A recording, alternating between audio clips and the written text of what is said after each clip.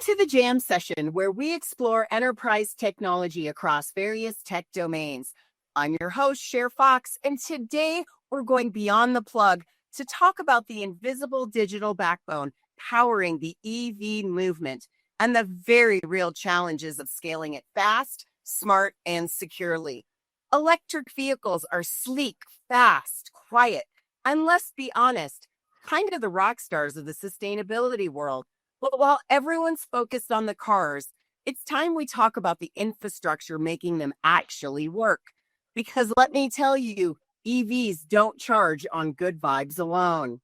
Behind every smooth, seamless plug-in experience is a maze of servers, sensors, software, switches, and yes, sometimes a bit of stress.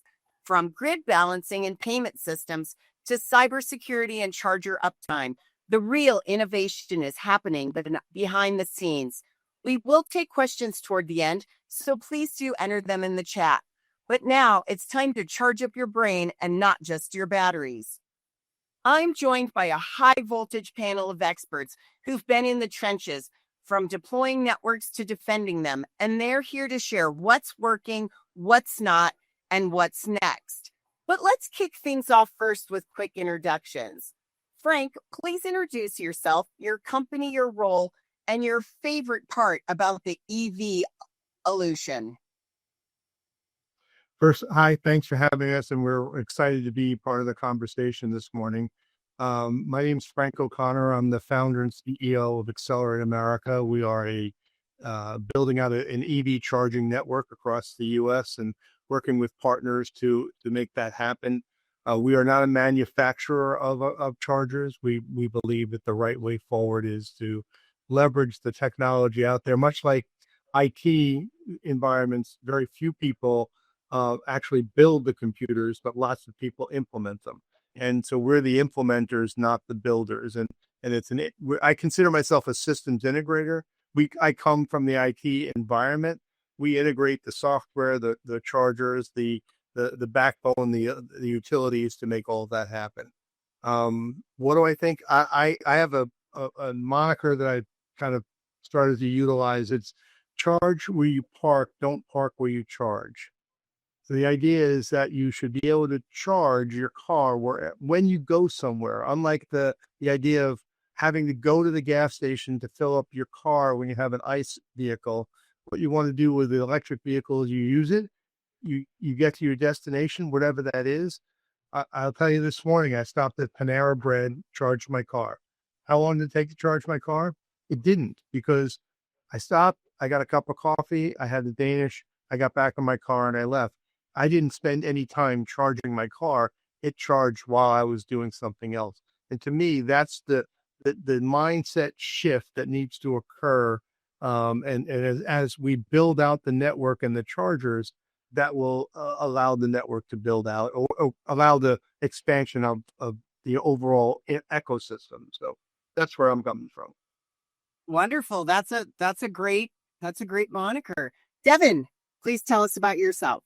Yeah, I certainly will. And again, to echo Frank, thank you for having us. It's a real pleasure. So I'm Devin Grandis, founder, president, and CEO of Energy and Environmental Design Services. We are a design, build, install, and maintenance company for all aspects of the EV infrastructure on a national basis. What I absolutely love about this business is it kind of echoes and repeats what I did prior to this. This is a fairly new industry for everyone. If you've been in it for 5 years, you're ancient. I've actually been doing this for almost 12 years. So prior to this company, I owned an electrical contracting company for 28 years that I founded, and it was started on doing lighting retrofits. And it was great because I could actually make a living by helping the environment reduce power, make a better environment, a healthier environment, a more efficient environment. And now that everything's LED, that kind of has gone by the wayside. So when I decided to really focus on EV, what I loved about it is I could do the same thing all over again. If you love what you do, you're actually not working. So I really am passionate about helping the environment for future generations.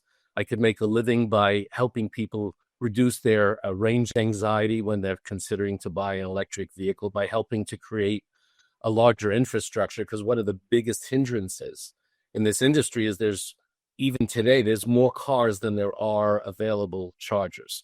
And when you start to go into the technical aspects, that I'm sure we will in this segment today, the variations of the different types of chargers, the different levels, what fits what, why it's easy to do this and hard to do that. All of this is like putting together a puzzle to make our EV infrastructure in our country an efficient one. And the challenge of doing that is just very exciting. So thank you again. And Xavier, please introduce yourself. Hi, Cher. Thank you. Xavier Landavazo. I've been in the industry for approximately 15 years, primarily on the other side of the business, on the manufacturing side of the business. And we've had one mission with the 3 different companies that I've represented and had the pleasure to work for, and that is to develop and design chargers that are reliable and serviceable. And so that continues to be my mission as we look at how to improve product, as we look at how to make it better, as we look at how to make the charger more functional and user-friendly. So that's been the goal, and that continues to be our goal. There's still a lot of room to grow in that space, but it's getting much better, and it has amazingly increased in the usability and the friendliness of the charger. So that's our job, and I'm looking forward to the next hour here with you. Thank you. All right, it's time to lift the hood, digitally speaking, and take a look at what's really powering EV charging. While the public sees a clean plug-and-go experience, there's a full-blown tech stack hiding behind every port. Hardware uptime, remote monitoring, load balancing, power distribution, and a whole lot of spaghetti-coated legacy systems in some cases. Let's talk about what's working, what's breaking, and what's holding back the seamless charging experience we're all aiming for. Devin, what are the biggest infrastructure pain points in deploying and scaling EV charging stations today? Well, that is the question of the day, and probably why I've lost 2/3 of my hair at this point. So there are a tremendous amount of hurdles that have to be overcome. Communication coordination is the key to trying to overcome these hurdles. Just to name some of the more prevalent pain points, so to speak, is we know that the electric grid of the United States is nowhere near as powerful, has enough electricity, especially now with the advent of AI. There's just not enough power in our system. And so the grid and trying to get access to the grid is the challenge. And who controls the grid? The utility companies. So the biggest pain point for us, if I were to categorize it in one segment, would be the utility companies, because although, I can get the charges from people like Xavier, and he could deliver it in 6 weeks, 9 weeks, especially if there's inventory, I have to sometimes wait 24 months or 15 months or 30 months or even as soon as 4 or 5 months in order for the utility company to say, okay, we can drop a transformer to give you the extra power that you need. Because when we're, for instance, doing a quick serve restaurant, I mean, as Frank had mentioned before, it's an ideal target market. You want to go and grab something for breakfast, or you want to grab something for lunch or dinner, you're on the way. What a better way to pull into a quick serve restaurant, charge your car while you grab something to eat. Well, those restaurants don't typically have huge power. They don't typically have 480 volt 3-phase power. So we have to run a whole new service. We have to get engineering drawings. We have to get permits. We have to coordinate with the utility companies. And so they're going to let us know that once you have everything ready, we can then let you know when we're going to do it. But estimate it's going to be, again, 6 months, 12 months, 18 months. In the meantime, people are buying cars. So we have to try and do whatever we can do to get that installed as quickly as possible. That's probably the biggest delay. Not too far behind that is when you're dealing with municipalities. They're even newer to this game than all of us. And Frank will share, I'm sure, a story in his pain point that, permits should take a couple of weeks. But because codes are constantly changing And because municipalities aren't quite up to speed all over the country with what it takes to approve an EV drawing, it can take weeks, months, or more. Another delay and pain point would be who is going to own the charging equipment? Is it the landlord of a shopping center who wants to own it? Is it a tenant that exists within that shopping center that wants to have it as an amenity for their customers? So now the challenge is not only negotiating a reasonable understanding with that tenant. Is the tenant going to invest huge CapEx dollars? Or does the tenant want somebody like a Frank to fund it for them? And then they say, well, what's in it for me? Well, how do we make money off of it? It's not enough just to say we're going to increase your traffic. They want us to pay for a parking space that they never got a penny for. And if they're a tenant, now we have to get permission from the landlord. And that landlord's going to say, well, what's in it for me? And so, it's consistent. I feel sometimes like we're an octopus when we're negotiating this because everyone's got their hand out for what's in it for me, as opposed to focusing on let's do the right thing for our society, be a good steward of the environment so we can make more traffic come into our sites, right? Because there is a challenge with power in the grid, we look at alternative energy sources like battery storage. Solar for a level 2, which is that slower, it's an AC machine, more residential type, or if you're going to have a long dwell time at a facility, solar could be okay. But unless you have 2 or 3 acres that you want to create a solar farm to power these machines, it's not realistic. But battery storage is more realistic. The challenge there is it increases the investment dramatically. In many cases, we really need to consider that as a source of storing power so that the demand penalties don't make it very difficult to make a living doing it, because you can charge during a session and all of a sudden you kick into demand penalty time, and that can triple the cost. And again, I'm sure we'll get into that a little bit heavier later. Many companies want the amenity of the charging, and they just don't want to pay for the investment at all. And so therefore, we have to be creative to say, how do we accomplish that? Yeah, go ahead, Frank. I'm sure you have plenty to. No. I put my hand up going, that's my whole business model, right? The people who don't want to pay for it and they say, hey, we want to have this capability, but we don't want to put out the capital to make that happen. That's great. We'll come in and do that for you, but we then have to pay rent. I got to pay Devin, and I got to pay Xavier, and I got to pay the electric company, and to Devin's point about permits, I have a very high profile client here in Southern California in San Diego. It's a little athletic team called the San Diego Padres. And the Padres and I came to agreement to put 20 chargers into their parkade, their parking facility. We made the agreement in February. We submitted the permit applications the last week of February, and we paid for expedited processing or express processing, right? We got the permit last week. It took over 6 months to get the permit.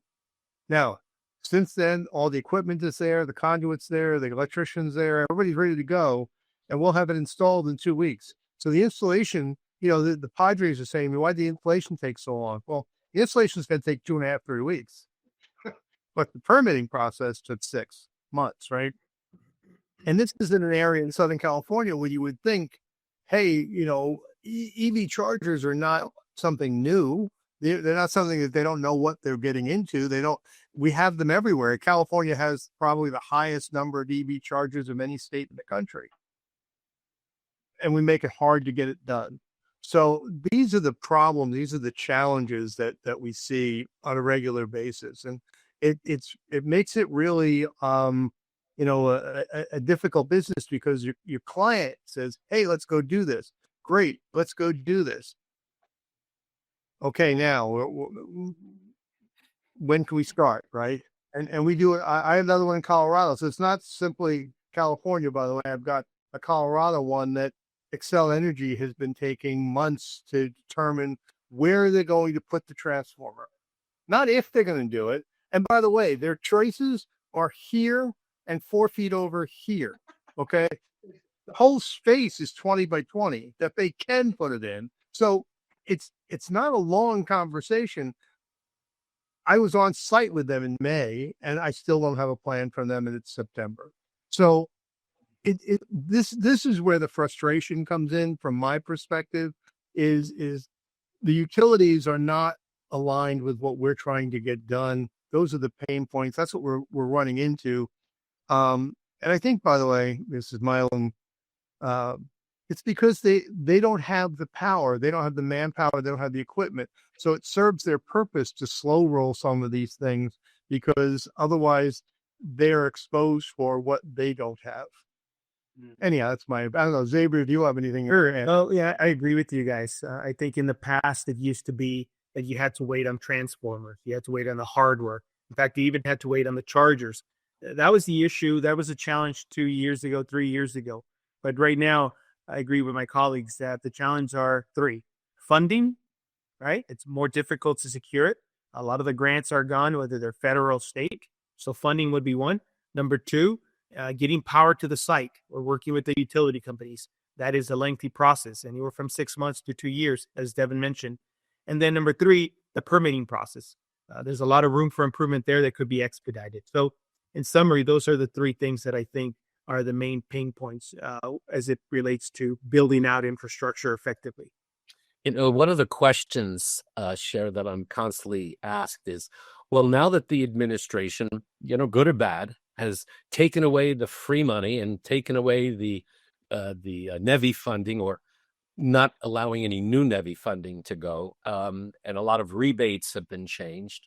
How has that affected your business? Is it hurting it? And the reality is, no, it really hasn't hurt it, because people like Frank or the analysis that I do, it needs to make sense without having to have the subsidies. What it does do, though, is I will tell you that in excess of 90% of my business today is from people that may have invested their CapEx prior, but now they don't want to take that risk. They just want the reward. So my business is 90% third-party business with people like, you know, like Frank, right? And so my challenge is, hey, Frank, here's $100 million of business. When can you get me the funds to install it? And so every time Frank tells me, good news, Devin, I've secured X amount of dollars, and I'm probably the largest contributor of sales for him. I'm like, that's wonderful. When are you getting the next 100 million? Today, I will tell you that with everything that's in the pipeline, saying that $500 million would be a good beginning for the next couple of years to get installed would be a very realistic statement. So it's not a question of even what I'm capable of installing or designing or buying from people like, you know, Xavier, who can deliver far faster than the utility company can deliver, the permitting company deliver, even faster in many times as how fast people like Frank can raise that money to pay it. So, you know, that is a huge challenge, and we're all trying to do the right thing for the EV driver, which is give them the best possible driving experience, reduce their range anxiety issues, and having to be a pleasurable experience. I mean, when I'm at the gas pump, or used to be, I don't remember what a gas station looks like, but, you know, you stand there, your hands start to smell like gas. I'm looking at little screens sometimes with some kind of advertising, and I'm doing nothing. Yeah, 5 minutes later, 7 minutes later, I leave. And that's one of the goals of the EV industry, is to kind of get to critical mass where we can charge a car in relatively the same amount of time. For me, it doesn't really matter, because like Frank said, I'm going to get something to eat. I'm going to plan my drive around it. It's a little bit of a relaxing time. I have a dog, so I'll walk the dog at the same time. It really hasn't become a hindrance. But anyway, moving on, I would say in educating the hosts, educating the customer, educating the driver, educating the landlord to understand why we're trying to accomplish what we're trying to accomplish, without them challenging us with, you know, well, what happens if, right? What happens if people aren't charging, or what happens if too many people are charging? And what happens if there's a delay and there's a car that's not supposed to be there? Are you going to tow it because that's going to give us a bad thing? My answer is yeah. we're going to tow it if it's standing there too long and we find out about it, because I don't want to have a bad driving experience for somebody who pulled in with 5% battery charge left, and they see that there's, there's a pickup truck that takes gas that's in that spot. Many counties, as a matter of fact, today are giving out tickets, like if you were parking in front of a handicapped zone. So that's a bit of a challenge, is the educational process throughout the vertical. And I would say the last big hurdle that comes to mind would be the actual manufacturer of the charger. There are so many companies out there today making them, importing them from all over the world. It is critical to make sure that you have a quality manufacturer, one like Xavier produces. But it's not enough to have a good quality charger. You have two types of software that go into the charger. You've got the backend firmware that the charger manufacturer, and I'll let you talk about this a lot more, Xavier, but you have that software, and then you have the front end software that a guy like Frank has to manage, or the owner of charging stations have to manage, where that takes care of how many watts are being used and who's paying for it, and collecting the money and divvying it out to the different revenue share players and all of that. And if the back end doesn't talk to the front end properly, you've got a real problem. And again, that's not my area of expertise, other than I know about it because I've lived through it. But Xavier, maybe you can start off talking about the importance and how you get around with the back end firmware that you have to build into your charger, and how it handshakes in a compatible manner with the front end of the software. And then, Frank, some of your experiences might tag along what Xavier has to say with some of the challenges that you may have had with that. So let me turn it over to you, Xavier. Yeah, there's obviously a lot of importance that needs to be placed, right? The hardware is only as good as the software behind it. And so software is important to provide billing, reporting, to provide peak shaving, to monitor the charger real time, to provide analytics to the owner of the stations. And so I always say that, the charger's only as good as the software, no different than if, this was a cellular phone. You have your hardware, which is a phone, and then you have your wireless network. So the phone's not going to work if the network isn't there. Just simply put, the charger's not going to work if the charger network or the software isn't there compatible with it. But it's come a long way. You're seeing some consolidation take place of both hardware companies and software companies.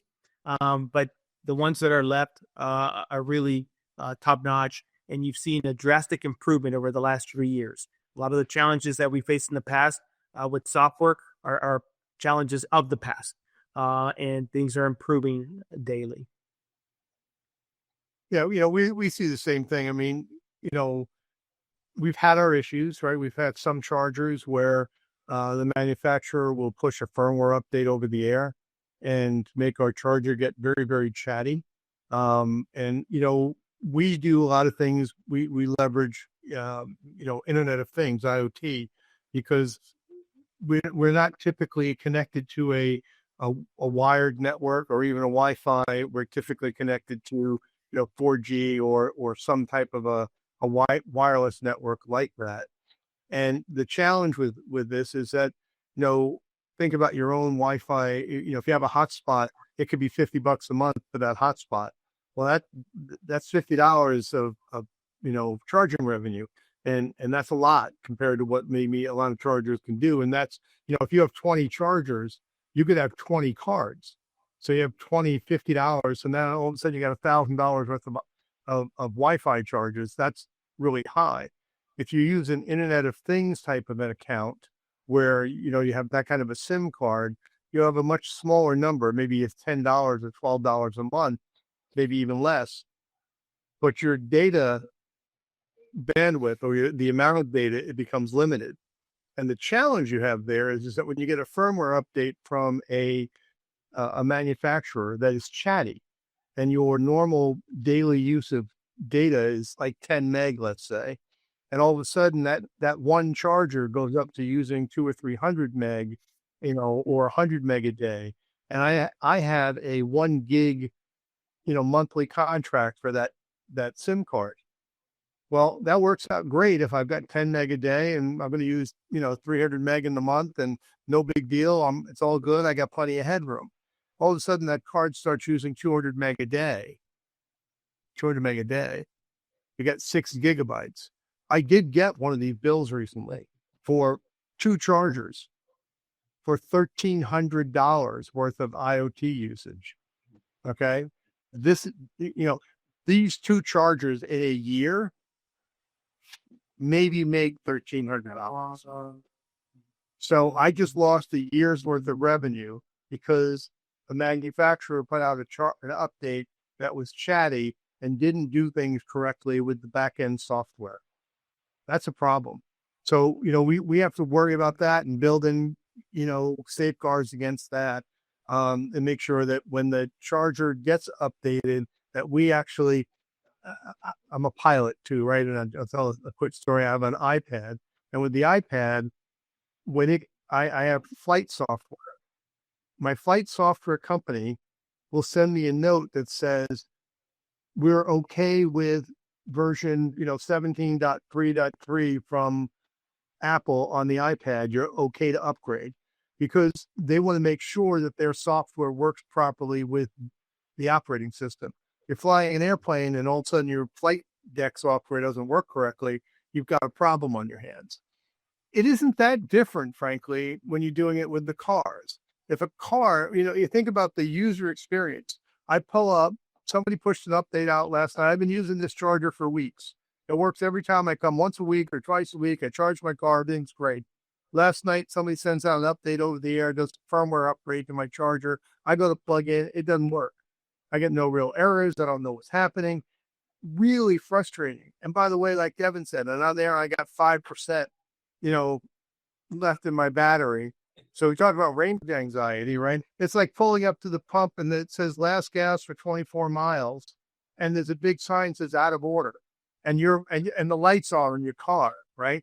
What do you do with that, right? That's a frustrating, and that's the challenge that we run into with some of this. So it is software based, it is technology based. I mean, that's my background, so I get that, and it's a real challenge to figure out the right way to do this. And you want bigger, better, faster, but the biggest ability we can have in this market is reliability. That's the single biggest ability we need to be. Every time you drive up to a charger and you plug your car in, it should work. Simple. Okay. Now, not simple to deliver, but that's the goal. And if that's not the goal, we're doing it wrong. Want more Inside Jam? Subscribe to our YouTube channel for shorts, panels, podcasts, and more. In your shorts feed, enjoy a daily dose of best practices from tech experts and leading solution providers, while long-form panel discussions and keynotes, recorded live every quarter, go deep on important industry topics. And don't miss our collection of regular podcasts, keeping you informed on the latest trends. We're hard at work collecting the best enterprise technology information from around the globe, so subscribe to be notified of our next upload. Now, let's get back to the show. Well, thank you for all of that. Let's turn this on its head a little bit. So we've all heard the phrase smart grid, but when it comes to actually integrating EV charging into existing power infrastructure, it can feel more like a group project gone wrong.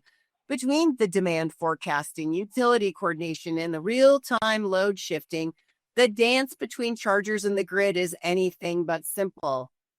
So let's dive into what it takes to stay in sync, play nice with the grid, and still give EV drivers the power they need without blowing a fuse. So, gentlemen, what does real-time integration with the grid look like? And you've talked about a lot of challenges. What's working? What's evolving? So real-time integration has improved a bit, right? When you look at a charger, the charger is relatively simple as it relates to an interconnection with the load or with the grid. Its job is simple. It is to dispense energy, right, from the grid to the vehicle.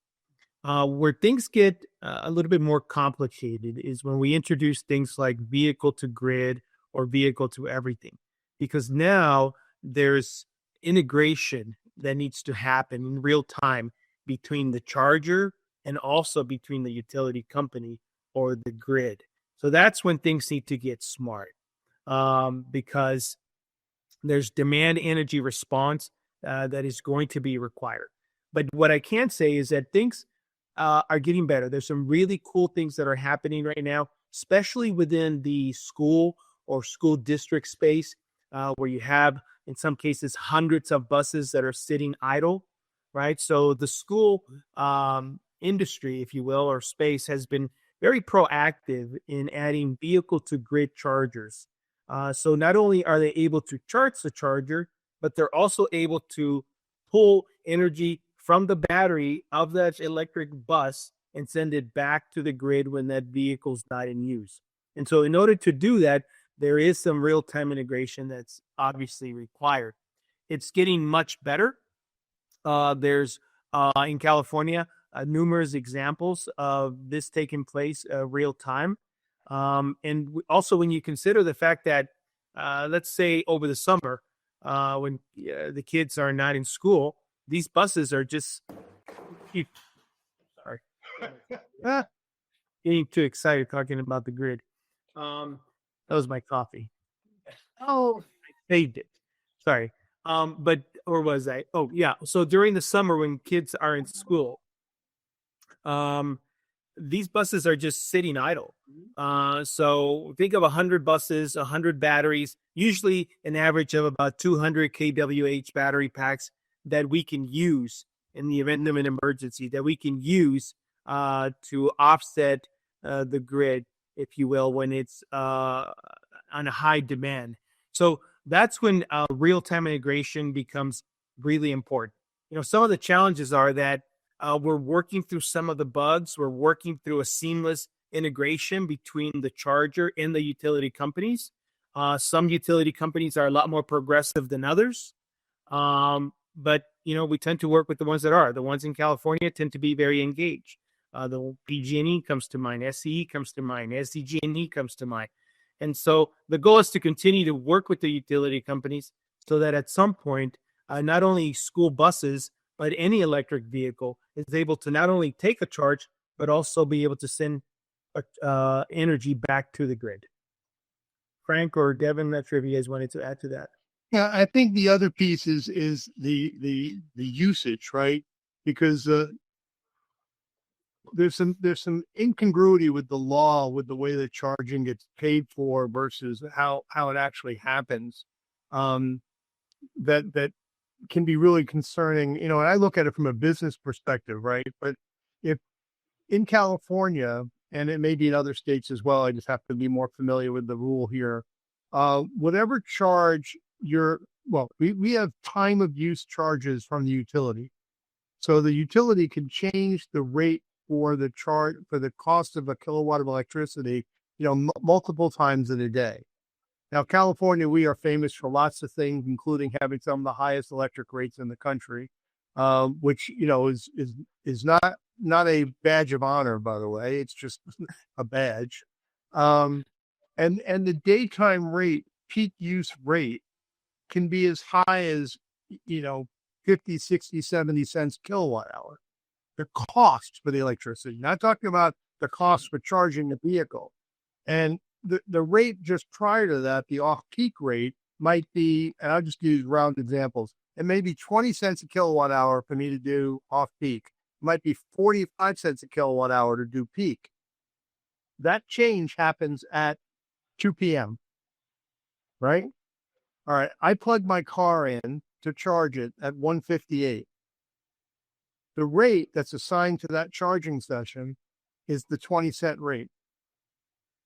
Even though, and I have to use that rate for the entire time you're connected. So if it takes you 40 minutes to charge your car, I'm connected until, let's say, 2:30. To make the numbers easy. I'm being charged 20 cents kilowatt hour for the first 2 minutes. I'm being charged 45 cents a kilowatt hour for the next 30 minutes. So, and if I start your session with my off-peak rate on the screen, I may be charging you, let's say, 50 cents a kilowatt hour, because that 30-cent margin is what I need to pay for the equipment and pay for the rent and the, insurance and maintenance and all the things that have to be done to keep that charger operational. All right. So I'm getting 50 cents. At 2:00, I'm now making a nickel. Okay. I'm losing money for every minute you're now plugged in. And that's the law. Okay. That's the law. I can't change my rate based on what the current real-time charge is for my delivery. That's a real issue that not only, me, but, anyone who, if you're your own owner operator, you build it out yourself and you're going to charge people, but, you're going to do it as an amenity for the folks who are on site. Great. You're going to charge a rate that gives a, reasonable amount of profit to cover all those other costs, but not outrageous. You're now losing money for everybody who's using the charger during that period of time if they started ahead of time. That's a challenge that we need to figure out. And then there's the other piece, which is, the demand side, the demand response and the peak demand kind of charges. I have another, these are all real world examples, right? I have a really small installation in Florida where the install, they have 4 level 2 chargers. They don't use a lot of power. Duke Energy has my demand charge set at such a low rate that as soon as the second charger gets plugged in, as soon as the second car gets plugged in, I'm now on demand charges. Well, it was July of this year. I had a very small electric bill for that site, $79. That was all the power I used, right? No big deal. Because I had 2 different times when I had 2 cars plugged in, I got demand charges at that site. My demand charges were $185. So my total electric bill, I used $79. My total electric bill was over $300 for a very small amount of power. My effective rate for power per kilowatt was like 90 cents. Crazy. And those are the kinds of things that we run into, with this mixed bag here, right? I wasn't creating big demand, but according to my historical usage, I was way up, and that's the challenge. So those are the things that, I think the utilities and on our industry, we need to come together on and figure out a way to make it right, because the way it is now, we're going to put a lot of operators out of business who aren't paying attention to what all this means. And I'll just add to what Xavier is saying about the chargers getting more intelligent. We could actually set the chargers now to say, oh, we're in a demand response time, slow down, or we're hitting the peak, shade the charge down to the customer. We may deliver a slower charge to the client, but we're delivering a charge. We're doing it now at the same pricing rate that we were agreeing to, so that everybody is doing okay. Nobody's going to lose anything by completing this transaction. So that integration with the charger technology, the software that's running it, the grid and the car and the client, it's no longer a 3-legged stool share. It's now 5 legs. Yeah, to tag on to what you're saying though, Frank, is there is a loser, and that's the driver. Because where you were delivering perhaps 120 kilowatts per hour, it's approaching your demand time. So you may drop that 120 down to 60 so that the multiple cars charging don't hit the demand. So what happens is I'll be in my car and I'll see that I was getting 120 kilowatts. I'm like, okay, great. I'll be out here in 20 minutes. And all of a sudden, I'm like, why did it go down to 60? And it's because that owner of those chargers didn't want to lose money, to your point. And as a result of that, temporarily, at least for the moment, it's the driver that's suffering. But isn't it true, right, Frank, that people like yourself and others are petitioning the utility companies to come up with a different plan so that those demand charges aren't going to hit the end user? Isn't that one of the main things, so it becomes a win-win-win?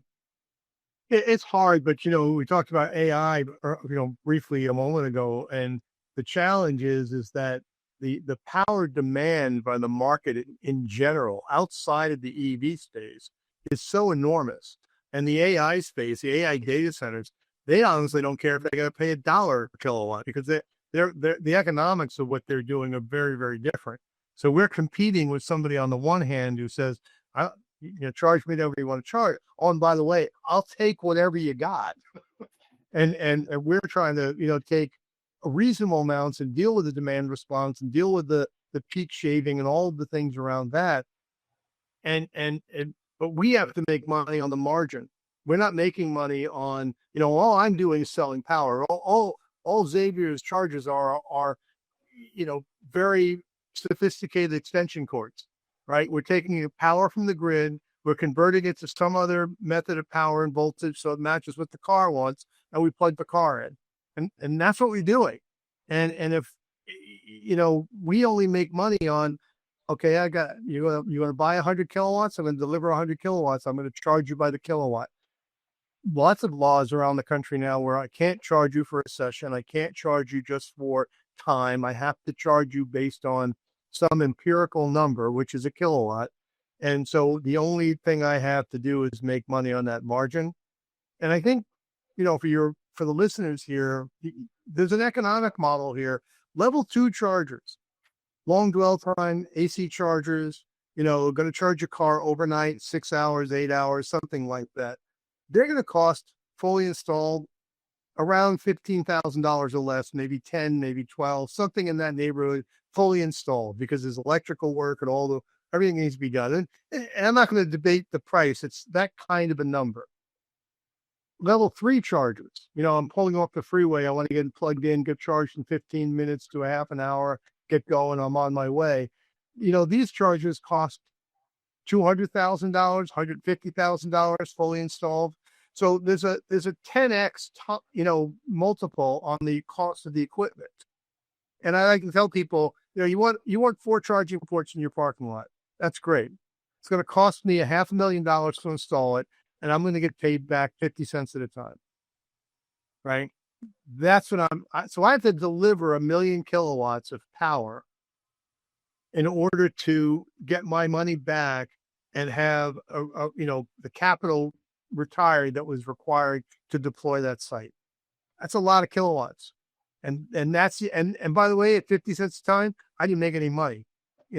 So it's a real challenge and it's something that, the market, this fallout, there's a lot of smaller players who are having trouble raising capital. My job full time is raising capital, because that's the only thing that will throttle the growth of my company. If I have the available capital, I got it. I tell you, guarantee it. Xavier can deliver the equipment, and Devin can get it installed and operational. I got to be able to write the checks. If I can't write the checks, it all comes to a screeching halt. Something that Xavier pointed out before with the buses, that when they're not using, they can put power back to the grid. A lot of EV drivers don't realize that one of the new trends that is coming, it's called bidirectional charging. So if you have, for instance, the Ford F-150 pickup truck, if you have a power outage and you've equipped your house appropriately, you can actually run your house from your truck for multiple days. And these battery packs now that people are putting into their houses where they can store power either for a blackout or even the house can eliminate some of the demand charges. It could be recharged by the vehicle as well. You can't do that with a gas car. I'm not going to be running my car inside of a garage to make sure that I can run the house. So there's a whole evolution that's continuing. We're only at the infancy. It's like the iceberg.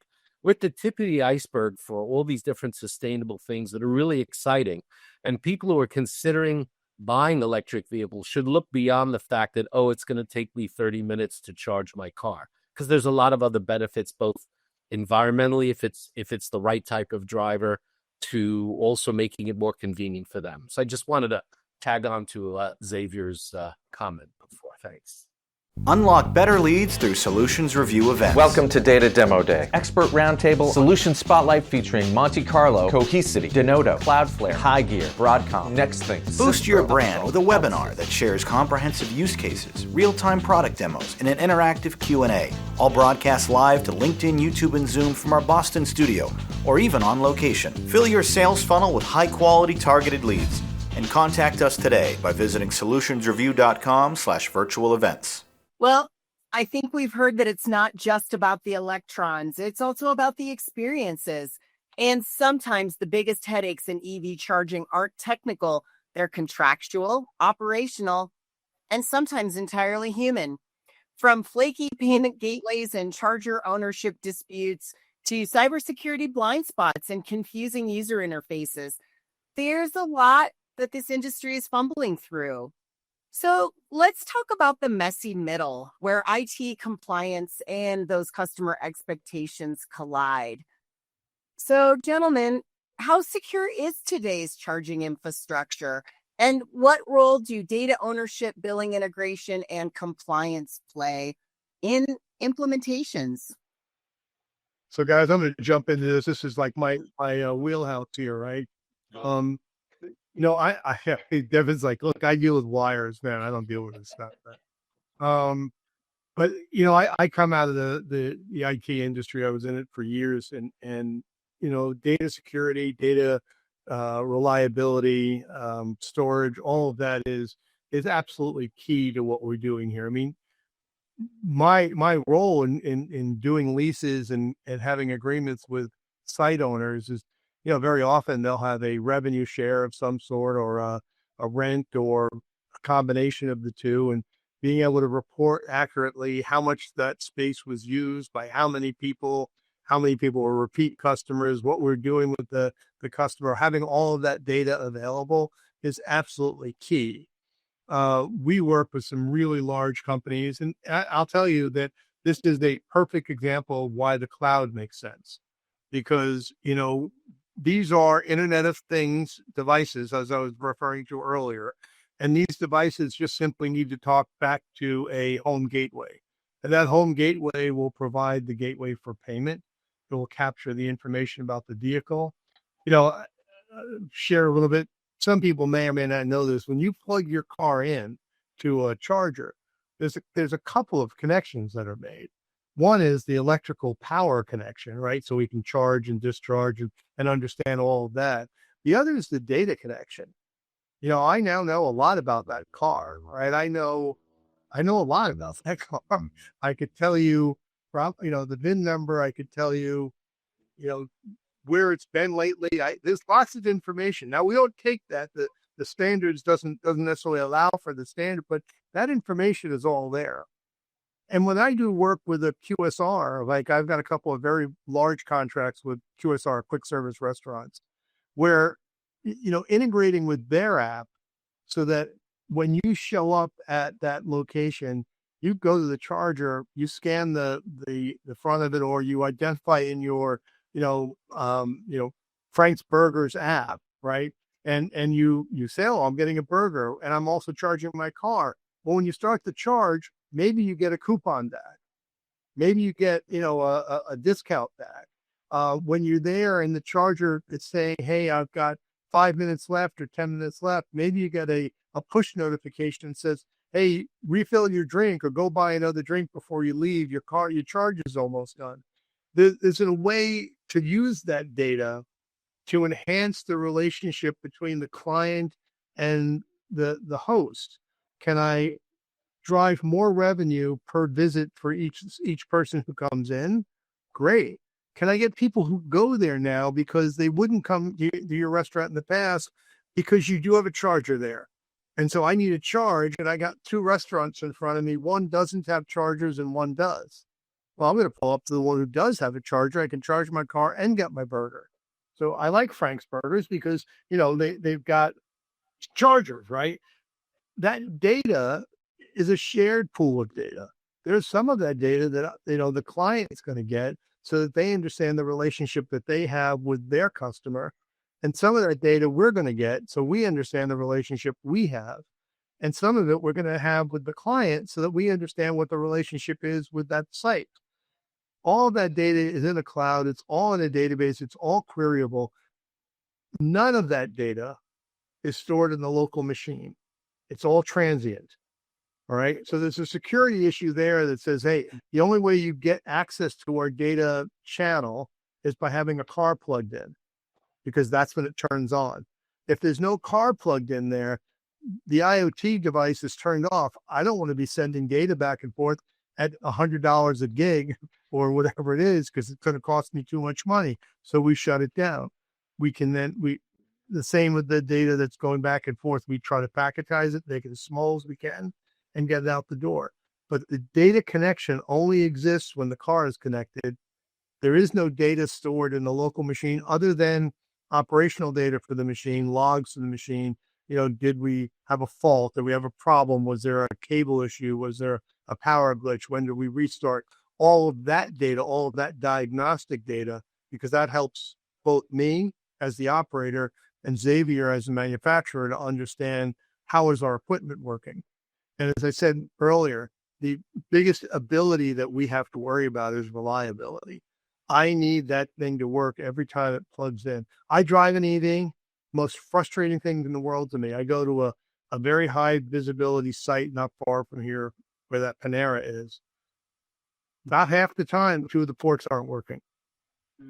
And it's really frustrating to me when there's only 4 ports there and there's a bunch of cars and it's always filled and, half of the capacity is gone. That to me is unacceptable because it'll stay that way for a week or 2 weeks until somebody comes around and fixes it. If something is down and unavailable, there's an SLA to get it fixed. We've got to keep those things going. Software exists. We know it's broken. Everybody who's connected to that charger knows it's broken. Go fix it. That's my only thing. And if I've got 20 charging ports there, I may have a different viewpoint of having one being down. If I have 4 and I lose 1, I've lost 25% of my capacity. I'm a numbers guy. I'm a geek. That's what I do, right? 25%, that's huge. 5%, I should be able to live with that. So if I got 20 and lose 1, all right, that's a best, effort. Let's get out there within 48 hours or 72 hours. I lose 1 and it's 25%. Well, let's get it done. You got 24 hours to get it repaired. That's, to me, the way we got to think about this. It brings the IT world of, redundancy and uptime and reliability and troubleshooting and levels of, kinds of problems that you're dealing with. Is it a P1 or a P2 or a P3? Those are the things that we have to be driving. So that's what I look at. But from a data perspective, I think we don't store any real data other than log data in this charger itself. So from a risk perspective, I think it's really, really small. Yeah. One of the things in your question, Cher, was, it's the driver experience. I mean, everything Frank's talking about is, do I have to be afraid of my stuff being sold to other data places? Now all of a sudden I get a whole bunch more spam. And Frank's addressed that. The answer is no, that doesn't happen. But at the end of the day, it's all about the driver experience. And I would guess that most of your listeners, if they're not geeks like Frank, they just want to know they can pull up to a place and charge. You don't want to pull up to a place that has a fast charger that's giving you 240 or 300 kilowatts, and you have to pull this 40-pound cable to pull it over to your car. So it's just as important the manufacturer of the charger understands that. And for instance, Xavier has these heavy-duty chargers that it has a swing arm. So, I mean, even a 65-year-old grandma can grab that and not with a lot of difficulty, just pull it over to her charge port and charge. And when you're dealing with companies like the QSRs, what's important? I don't want to look at a screen that's 10 inches. I want to see what a 30-inch screen looks like so I can see that soda being poured into a cup and says, you know what? I need to get something to drink. Marketing 101, bigger is better, right? There you go. So when you're looking at these charging machines, it needs to fit. It's not a one size fits all. You need to have the right, it's like everything else. You need the right tool for the right job. You want to have the right type of charger for the right type of environment. So at the end of the day, that driver says, I'm going to keep going back to that place because every time I go to that place and they get used to knowing it's an accelerate network, for instance. I know that every time I go to a place that has that accelerate network, I know I'm going to have better than 95% of the time, every one of those machines are going to work because there has been issues with companies out there, not important for who they are, but they've had 50% of their machines throughout the country down. So even if they fix it, I remember the last time I went there, half of them were down. I'm not going to go back there. So I'm going to now overcome a negative. I'm sorry. Go ahead, Frank. No, I saw Michael ask the question and we have some time, but I mean, it's not kind of on point for where we are. Right. And one of the problems is that there was a lot of clients or companies out there early on that frankly weren't providing any kind of hard SLAs in terms of uptime and reliability. And so things would go broken and unusable for extended periods of time. That's just not acceptable anymore. And I think, frankly, it's less educating the customer, Michael, than it is the idea that the market and our world is maturing, right? Immature markets generally will accept less than ideal behavior from the suppliers because everybody knows we're just trying to figure this out for the first time. I think that page has been turned. And I think now the issue is no longer, can I have a charger? No, I want to have a charger and it needs to be reliable, work, and be up and running. And it needs to have service and diagnostics.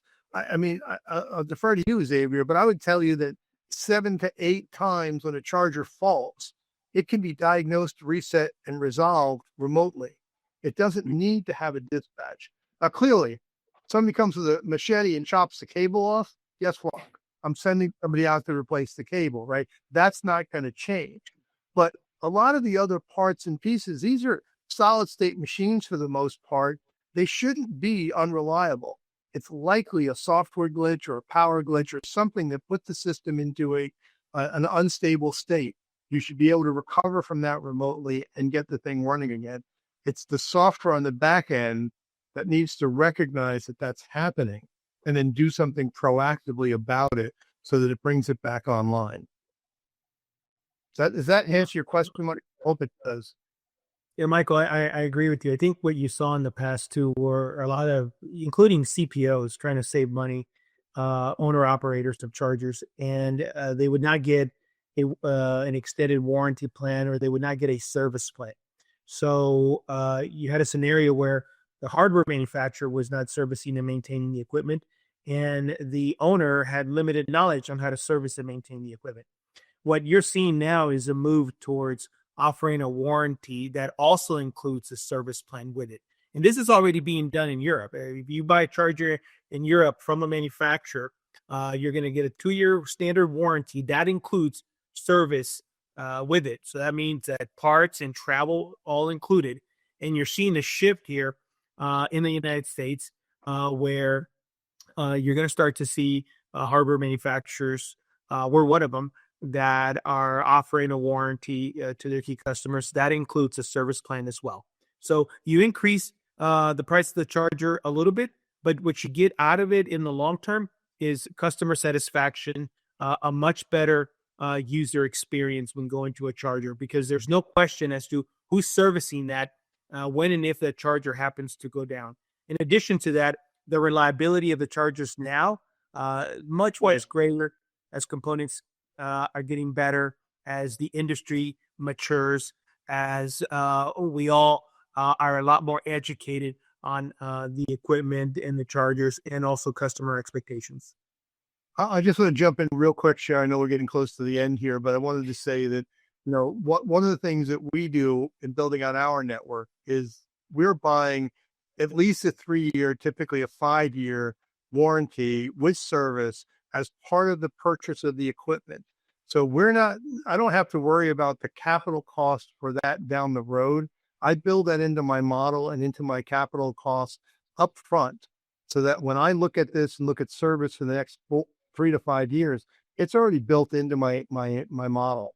That is a big shift from many other vendors or many other suppliers, because a lot of people are just, selling it, putting it out there. Once they plug it in and turn it on, they walk away. Hey, good luck. I hope it works out for you. No, I own and operate them. We want to own and operate them successfully. And since I own them, the most expensive charger I can have out there is one that's out there and not working, because I spent all the money. Devin's been paid. Xavier's been paid. The vendor's been, the client's been paid. And that piece of equipment is not generating any money for me.